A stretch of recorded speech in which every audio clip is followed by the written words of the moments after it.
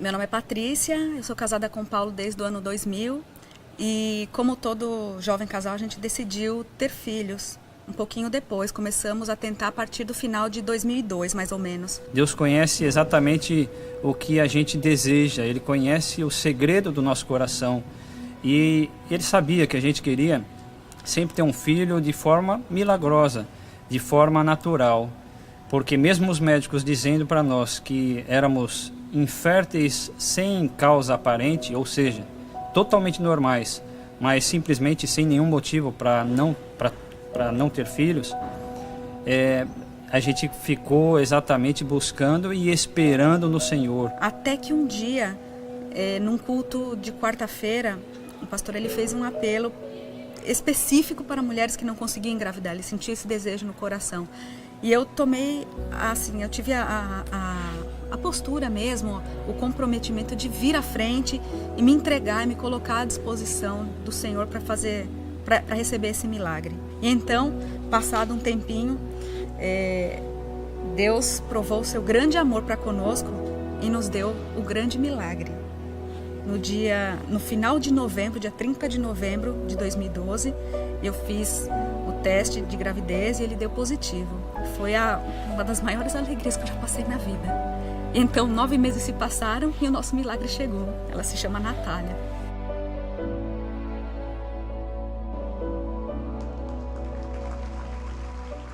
Esse milagre aconteceu aqui na comunidade. Patrícia e Paulo, um casal que está conosco há muito tempo, e Deus realizou milagres na vida dela e de outras mulheres. Porque o Senhor, Ele, como disseram os dois na palavra, Ele conhece o nosso coração, Ele sabe o que é melhor para nós. E quando o que é melhor para nós se alinha com a nossa oração e com a vontade dEle, não há nada que impeça aquilo que Deus quer fazer na nossa vida, amém? Assim como não havia nada que impedisse o que Deus tinha para fazer na vida de um nanico, de um baixinho, lá em Jericó. Esse baixinho, fizeram uma música contando a história dele, essa música fez muito sucesso no Brasil. É interessante que o Brasil inteiro conhece essa canção, mas não entende o que estava por trás do que Zaqueu fez naquele dia. O mais importante daquela atitude, né? Às vezes a gente canta, quero subir, né? Como Zaqueu, eu quero subir o mais alto que eu puder para poder te ver. Na realidade, esse subir o mais alto hoje pode significar sair da nossa comodidade ou tentar nos desvencilhar de tudo aquilo que nos impede de enxergar a Jesus, enxergar a vontade dEle na nossa vida e simplesmente afastarmos aquilo que serve como barreira entre nós e Deus, para que nós pudéssemos vê-lo, para que nós possamos vê-lo. É interessante que muitos focalizam em um ponto na vida de Zaqueu, que de forma alguma é o principal. Eles acham que o grande pecado de Zaqueu era ser baixinho, por isso ele teve que subir numa árvore para ver Jesus, como se o problema real de Zaqueu fosse a sua estatura. Não, o problema de Zaqueu não era a sua estatura. E o maior obstáculo para Zaqueu enxergar a Jesus não eram aquelas pessoas, era algo que existia dentro dele mesmo. O subir na árvore tem um significado simbólico, mas o que de fato impedia Zaqueu de ver Jesus até então, até aquele momento, era a consciência de que ele, a despeito da história da sua vida, era extremamente importante para o Senhor. Esse texto fala de um encontro que não foi oportunizado por Zaqueu, mas foi oportunizado por Jesus. Não foi porque Zaqueu subiu na árvore que ele aconteceu, é porque Jesus conhecia Zaqueu antes mesmo dele nascer, porque ele é Deus. Assim como o Senhor nos conhece antes da gente nascer. O fato que está patente aqui em Lucas 19 é exatamente algo que separava Zaqueu de Deus. Era a verdadeira barreira, não eram barreiras litúrgicas, não eram barreiras de posicionamento geográfico, mas de posicionamento cardíaco, no sentido de onde estava o coração de Zaqueu até aquele momento. E o que nos impede de ver a Deus, e o que nos impede de enxergar o que Deus tem para a nossa vida, muitas vezes não são pessoas, não são estruturas, não são absolutamente coisas fora de nós mesmos, mas aquilo que está dentro de nós. E se hoje a gente está aqui em oração, se hoje a gente quer milagre, a gente precisa tirar todas essas barreiras que nos impedem de alcançar ao Senhor e de sermos por Ele tocados. Não é apenas uma questão, repito, de posicionamento geográfico. Muitas pessoas em vigílias, em momentos como esse, procuram se posicionar diante de Deus em razão do lugar onde algo está acontecendo. Ou seja, está acontecendo algo diferente na cidade viva. Então eu vou lá e eu vou me posicionar para aproveitar aquela unção que paira naquele lugar, naquele momento, ou naquele dia, ou em razão daquilo que eles estão fazendo ali. Então a gente se equivoca. Então a gente olha para a história de Zaqueu, e se a gente concentra no fato mais importante, no fator preponderante dele ter encontrado Jesus, ele ter subido na árvore, e não ele ter descido de dentro dele mesmo, a gente pode se posicionar como homens e mulheres de Deus em cultos de oração, em vigílias de oração, em campanhas de oração, mas nós não vamos absolutamente alcançar nada de Deus se nós não nos reposicionarmos internamente.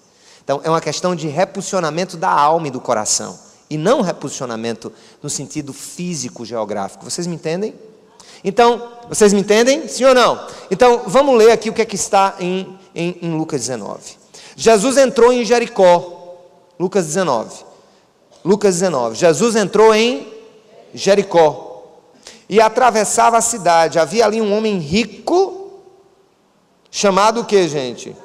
Chefe dos publicanos. Já eu explico o que é publicano. Ele queria ver quem era Jesus, ou seja, ele tinha ouvido falar, mas queria ver quem era. Mas sendo de pequena estatura, não o conseguia, por causa da multidão. Assim correu adiante e subiu numa figueira brava, para vê-lo, pois Jesus ia passar por ali. Quando Jesus chegou àquele lugar, olhou para cima e lhe disse: Zaqueu, desça depressa, quero ficar em sua casa hoje. Então ele desceu rapidamente e o recebeu com alegria. Todo o povo viu isso e começou a se queixar. Ele se hospedou na casa de um pecador. Mas Zaqueu levantou-se e disse ao Senhor: Olha, Senhor, eu estou dando a metade dos meus bens aos pobres, e se de alguma maneira extorquir alguma coisa, devolverei 4 vezes mais. Jesus lhe disse: Hoje houve salvação nesta casa, porque esse homem também é filho de Abraão, pois o Filho do Homem veio buscar e salvar o que estava, gente? Perdido. Louvado seja o nome do Senhor.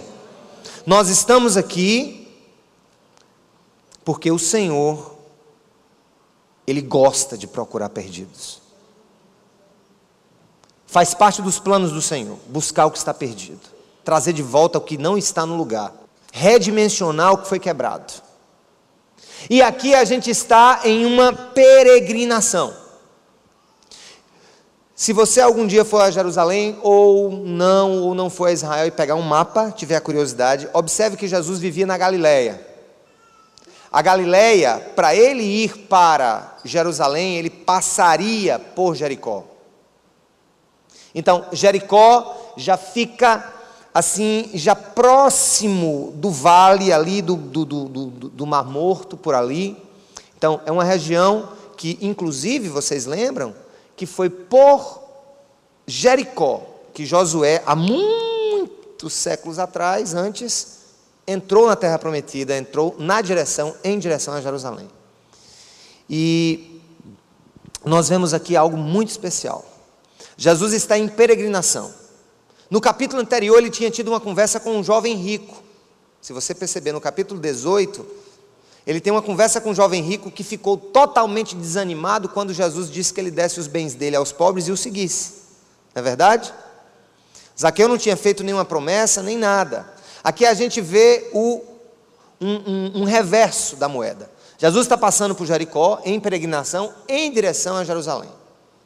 E óbvio que Zaqueu tinha ouvido falar em Jesus, mas Jesus, segundo Zaqueu, nunca teria visto ele. Ou seja, Quando Zaqueu subiu na árvore, ele não subiu para Jesus avistar um amigo e chamar pelo nome.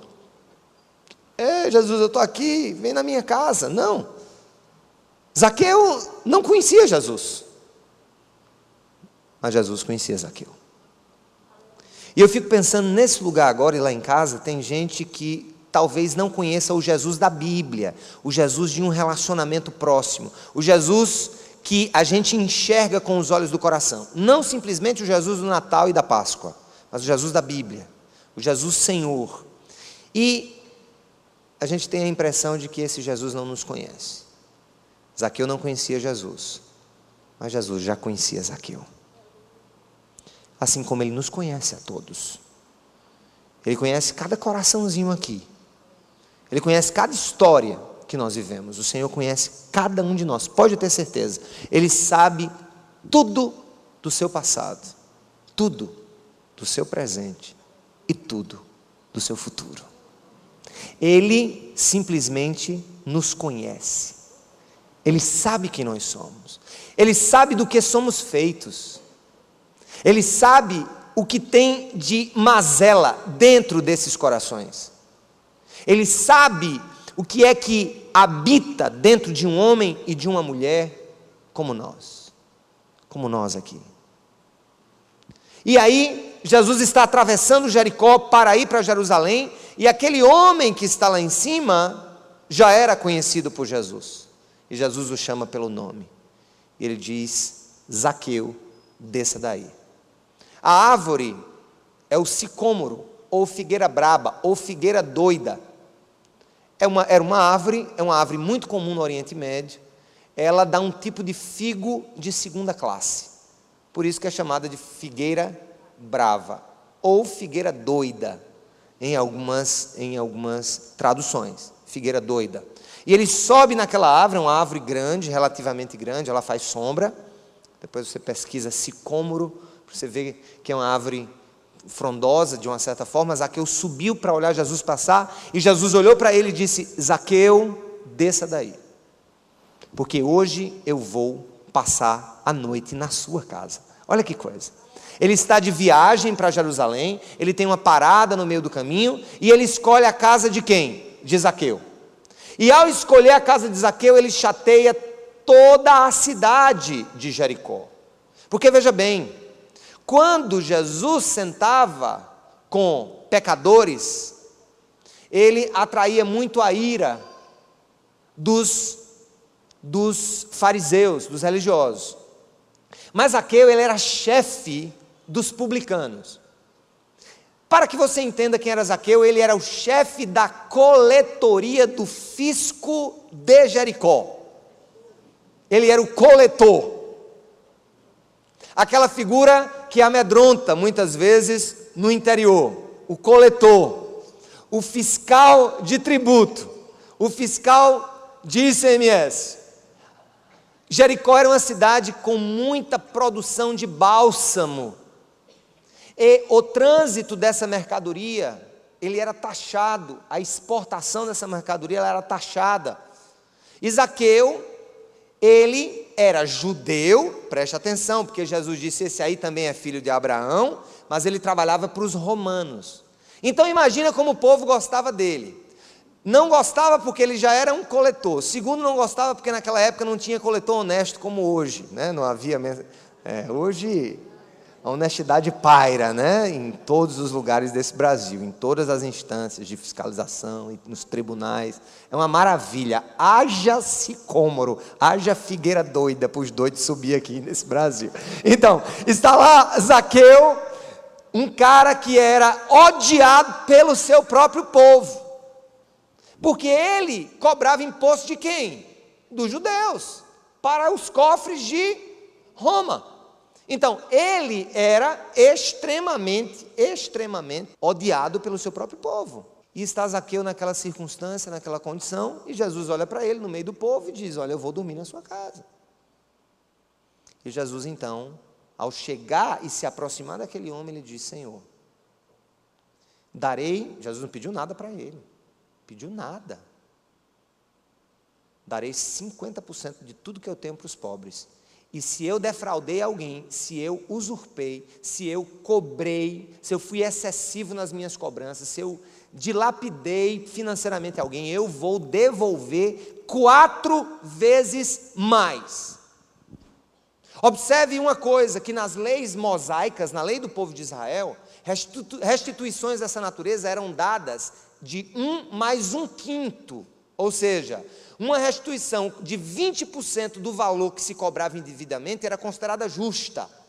Zaqueu não oferece dar 20% do que cobrou equivocadamente, ele oferece dar 5 vezes mais o que ele cobrou. 4 vezes mais, aliás, 400%. Então, ele, naquele momento, talvez você não entenda o que ele está querendo dizer naquele momento, e isso não tenha valor. E aí a gente fica olhando para o baixinho em cima da árvore, como se fosse o ponto focal dessa passagem. O ponto focal dessa passagem não é isso. O que Deus quer alertar e chamar a nossa atenção, e que a gente fica no trânsito da árvore para ver Jesus, na realidade, o que chamou a atenção de Jesus e o que fez daquele encontro, um encontro transformador, restaurador e milagroso, foi que quando Jesus entrou na vida daquele homem, quando ele desceu do seu pedestal de autogestão, de autocontrole, o seu pedestal de independência espiritual. Quem leu ontem, a devocional de ontem, quem leu a devocional de ontem dos 40 dias, fala de quê? Dos pobres de espírito, estão lembrados? O que Jesus diz no Sermão na Montanha: bem-aventurado o pobre de espírito, porque este herdará o reino de Deus. O que é o pobre de espírito? É alguém que não tem autoconfiança diante de Deus, é alguém que se diz assim: eu não sou nada, eu sou pobre, eu não tenho direitos. Gente, escuta, Deus não tem dívida com você. Repita: Deus não tem dívidas para me pagar. Ele tem promessas para cumprir, agora dívidas para pagar ele não tem não. Ninguém aqui é credor de Deus. Então, primeiro ponto para que você entenda como os milagres se processam na nossa vida: não se veja como credor de Deus. Nunca se veja como credor de Deus.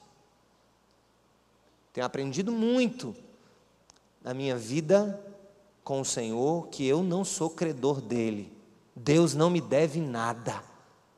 Tudo que o Senhor me deu até hoje, tudo que o Senhor deu a você até hoje é por graça. Graça. Diga: eu sou consequência da graça. Diga: eu sou consequência da graça. Deus não me deve nada. Diga. Então, naquele momento, Zaqueu olha para Jesus e diz: Senhor, eu vou dar metade. Jesus não pediu nada para ele. Eu vou restituir 4 vezes. Jesus não pediu.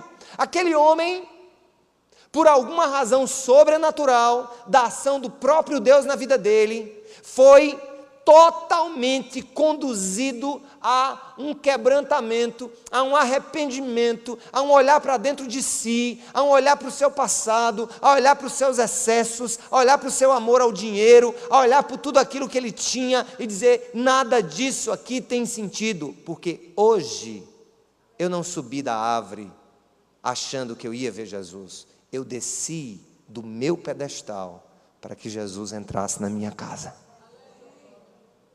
E aí, mais uma vez, a gente se concentra na subida da árvore, mas a gente tem que se concentrar na descida do ego. Aquele homem, ele se despiu de si mesmo, e ele foi conduzido livremente a fazer coisas maravilhosas. Eu acredito, irmãos, que milagres acontecem na nossa vida quando nós perdemos ou lançamos fora essa ideia de sermos credores de Deus, e segundo, quando o nosso agir é algo tão natural, tão produzido pelo Espírito Santo, não por circunstâncias, não por conveniências, não por uma necessidade de posicionamento geográfico ou o que quer que seja, mais interessante, mas quando a nossa alma fica despida, quando o nosso coração derrete na presença do Senhor, quando a gente demonstra para Ele: Senhor, eu te amo tanto de todo o meu coração, a minha vida é tua, e quando eu olho para trás eu vejo, nada tem sentido se não for a tua mão sobre a minha vida.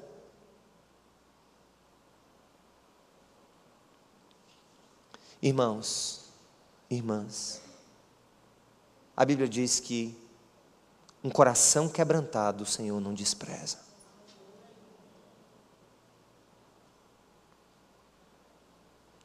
Coração quebrantado é um coração arrependido, é um coração que é moldado segundo a forma da vontade de Deus. É como se o nosso coração fosse uma geleia, e a vontade de Deus uma forma na qual essa geleia se encaixa perfeitamente. Um coração quebrantado, ele chama a atenção do Espírito Santo. Coração quebrantado chama a atenção de Deus. Coração quebrantado chama a atenção do inferno. Eu tenho tido consciência, e você precisa ter consciência também junto comigo, de que nós não vamos alcançar nada do Senhor se o nosso coração não for quebrantado. Quebradiço, quebradinho, esmigalhado diante do Senhor. Não como credores astutos, olha Deus, Tu és meu Pai, e por isso o Senhor vai fazer isso na minha vida. Não, Senhor, o Senhor não tem credores. O que nós temos é um Pai amoroso que olha para pecadores como Zaqueu, eu e você, e nós outros, e vós outros, e diz assim: eu quero entrar naquela casa, eu quero entrar naquela vida. Agora, quando eu entrar, aí eu vou fazer um desmantelo. Quando eu entrar, eu vou fazer coisa que ele nem imagina que eu posso fazer na vida dele. Quando ele se quebrantar na minha presença, eu entrar na casa dele, eu vou fazer grandes coisas na vida dele, eu vou realizar grandes milagres, não porque eu sou devedor dele, é porque eu não resisto a um coração quebrantado. E quando eu digo eu não resisto, eu falo de maneira antropomórfica, usando a voz de Deus, mas com base no versículo de que o Senhor não despreza um coração quebrantado. É Ele quem diz. Eu não desprezo quando eu vejo quebrantamento, quando eu vejo arrependimento genuíno, ali eu começo a operar milagres poderosos. Olha gente, o grande caminho dos milagres de Deus é esse quebrantamento e a convicção dos nossos erros. Eu tenho visto muita coisa acontecer nessa igreja. Eu já via muito na igreja onde me converti, tive a honra de ser participante da equipe do pastor Estevão durante quase 10 anos, até que vim para essa igreja, filha daquela outra. Mas eu já tenho visto muita coisa, e a gente trata muito, nós somos aqui muito chatos, quando o assunto se chama confrontação de pecado. A gente aqui é intransigente. Problemas aqui, gente, se chegarem nas minhas mãos ou no conselho, vêm para serem resolvidos. Pode ser quem for, rico, pobre, 10 anos, pastor, recém-convertido. Porque pecado a gente deve tratar com intransigência. Porque Deus quer isso de nós, para que Ele haja no nosso meio. Amém, irmãos? Onde tiver brecha na nossa vida, tem que cortar. Onde tiver deslizes, cortar. Agora, tem uma coisa aqui que eu aprendi nesses anos, é a diferença de remorso para arrependimento. Já vi muita gente chorar na sala daquela presidência, já vi muita gente chorar. Senhor, o que é que eu fiz? Acabei com a minha vida, acabei com o meu casamento. Remorso. E eu não estou julgando. E eu vou lhe dizer como é que eu identifico remorso e arrependimento. E isso vai fazer parte da sua vida a partir de hoje. Tanto para você se auto-analisar, como para você analisar os outros. Zaqueu era um pecador safado, não era? Como tu e eu. E Jesus resolveu entrar na casa dele, não foi? E Jesus viu o que na vida daquele homem? Um coração quebrantado. Qual é a palavra que ele usa aqui, no final do verso 11? Se de alguém extorquir alguma coisa, devolverei 4 vezes mais. Amém, irmãos? Em algumas versões é restituirei. Nós não estamos muito acostumados com a palavra restituição. Nós queremos o perdão dos nossos pecados, mas nós não queremos refazer aquilo que com as nossas próprias mãos nós derrubamos. Um coração quebrantado é conhecido pelo desejo incontido de reparar o erro, de limpar, me perdoe a palavra, a bosta que fez. O arrependimento genuíno, ele produz um desejo insano para os padrões humanos de restituir o que você fez de errado. Mesmo que você não consiga,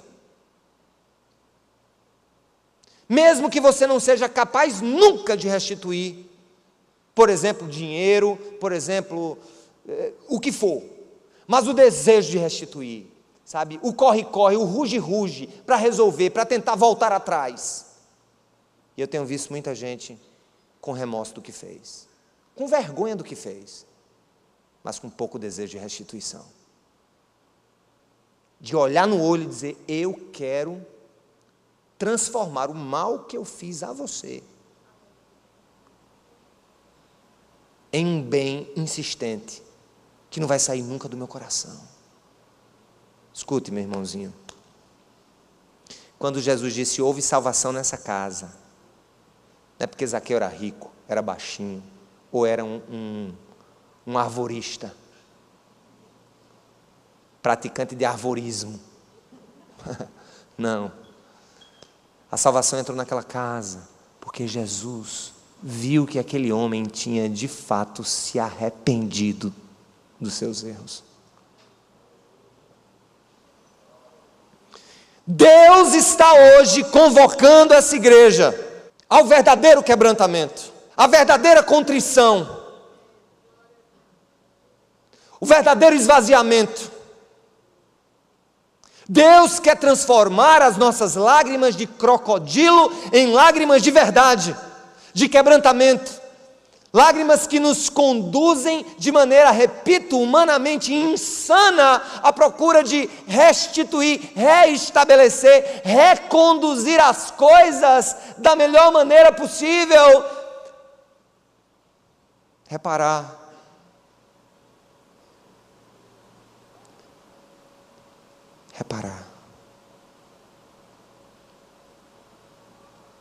Deus quer que você repare.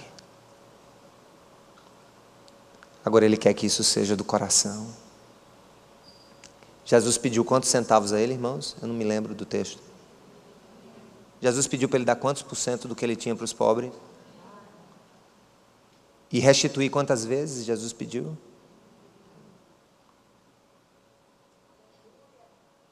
Eu quero que você entenda nessa noite o mistério do quebrantamento genuíno e não da desculpa.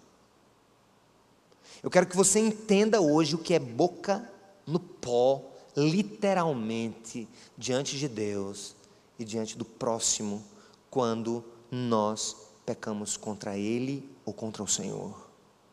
Marido, eu quero que você entenda que não é um ramalhete de rosa, nem um beijinho, nem um me perdoe, que vai reconstruir o que você destruiu com seu adultério.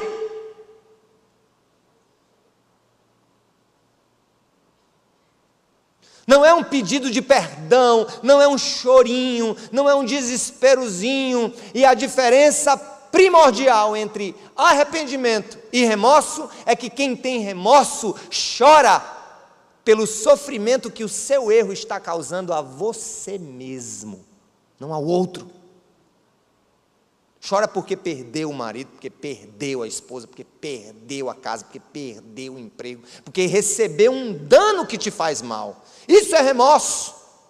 Arrependimento é dizer, eu não quero mais nem saber o que é que eu perdi, se eu estou desempregado, se eu estou sozinho, eu estou sofrendo, mas o meu coração hoje transborda de um desejo incontido e de uma vontade insana de fazer um bem tão grande àquela pessoa, e um bem tão grande ao meu Deus, que o meu único desejo é vê-los felizes e que eu diminua, desça da árvore.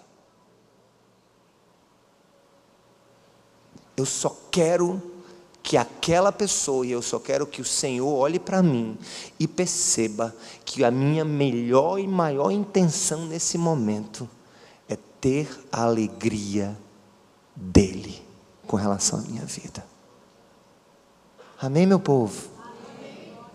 Povo cheiroso. Hã? Deus está falando para o seu coração alguma coisa?